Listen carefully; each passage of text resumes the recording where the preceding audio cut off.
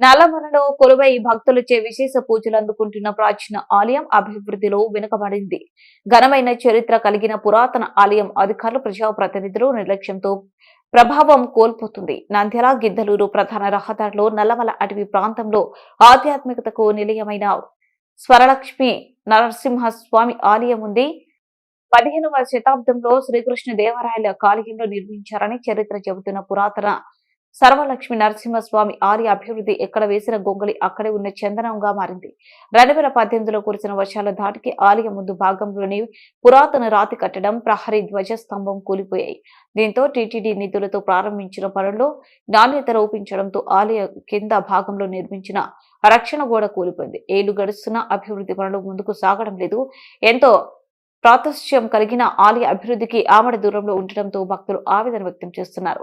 ఈ సర్వలక్ష్మి నరసింహస్వామి దేవస్థానానికి తిలోదకాలు రక్షణ గోడ నిర్మాణ పనులు కాంట్రాక్టర్ నిర్మాణతకు తిలోదకాలవడంతో గోడ నిర్మించిన కొద్ది రోజుల్లోనే కూలిపోయింది.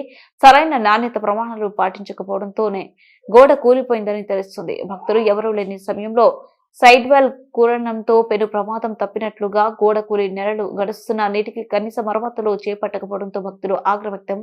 ఆలయం ముందు భాగంలో మట్టిని నింపి చదును చేయాల్సి ఉండగా పనులు అర్ధాంతరంగా నిలిపివేశారు.